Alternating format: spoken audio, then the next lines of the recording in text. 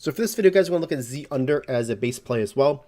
Really like this really deep in by this X receiver, and this is one of my favorite things about the Broncos playbook because we've got these that pop up in several different formations. And what I like to do with this play is real simple.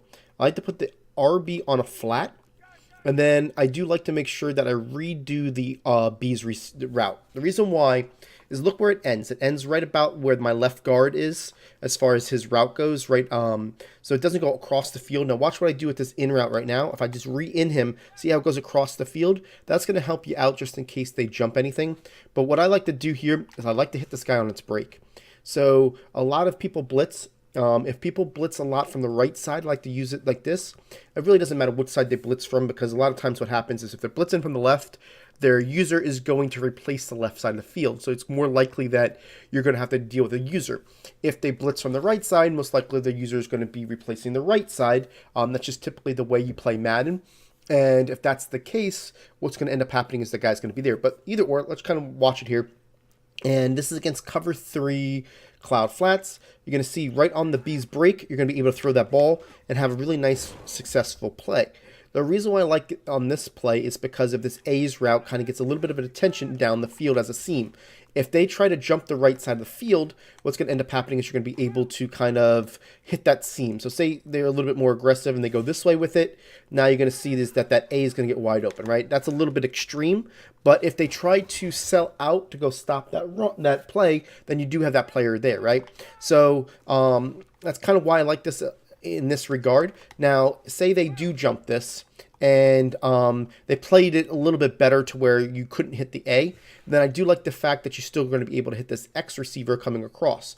So something like this, say they aren't able to hit the B and you're waiting for the B to come across. Now you're waiting for this X and it comes across this way. So it's kind of one of those deals where you're really having a good opportunity to do it. The reason why I changed the route on this B route is because if the guy stops in the middle of the field, then it's not going to help you carry out that player.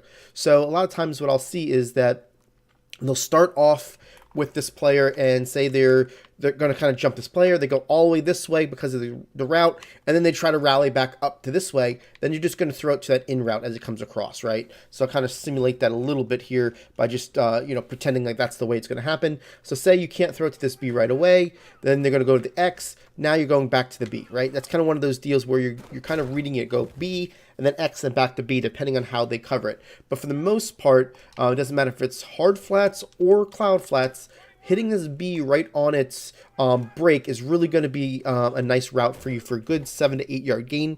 Typically, the reason why is because you've got that on the short side of the field, that ability to throw it, that flat takes the cover 2 cloud or the cover 3 cloud or hard flat to the right. And what ends up happening with this A on the hook curl is that he drives him back. That's why I also like this as well, because if they're using this player, it's going to be if you're using this player right here, it's going to be an easy one because this is going to be a computer player right here. He's going to back up because of that seam route. So because of that, you're going to see that because he backs up, that's why you're going to have a good opportunity of hitting that player right there. So it's just kind of a quick hitter. Definitely going to help you out with a lot of situations. You can run it flipped on the left side, which is actually the way I like it more than anything. I just feel like I have better reads from left to right. So what I'm going to do here is I'm going to run it this way, put the X on in, RB on a flat, and let that player do that seam route. And what you're going to see here is that you're going to have that ability on the short side of the field to hit that X. Once that guy breaks in the middle, hit him right there, get yourself some good yards. And that's typically how I like to run it. And like I said, I use that back route. Now I'll show you against cover 2 here. It's going to be the same difference. I'll do it to the short side of the field because I'm already over there.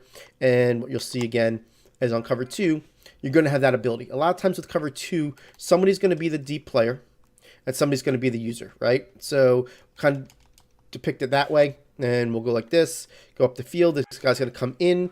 That guy got bumped. You know why? Because I didn't go ahead and I didn't change his route. That's unfortunate because that's another thing that you have to worry about is the bump, right? So let's go ahead and go to cover 2.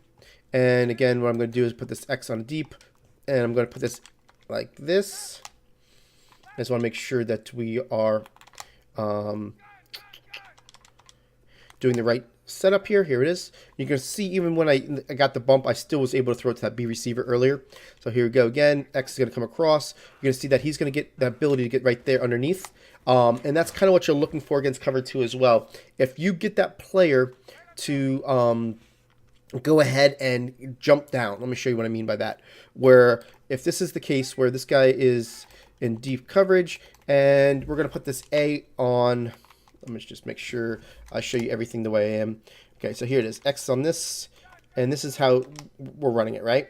Well, if we get this guy to read that the X is the in play, right? And he's going to be the one jumping down. We're still going to be able to hit the B. So he comes across. The guy's going to come down this way. Now we're throwing it. And I like to high bull pass it because I feel like it's a little bit easier to not make sure that the user is going to be underneath that ball. So if you bullet pass it and you do a high point pass, you're going to have a lot of success with it. So that's why I run that against cover 2 and cover 3. Just kind of a base play. Definitely a great blitz beater to use that, but definitely use it on the right side stock or flip it on the left side.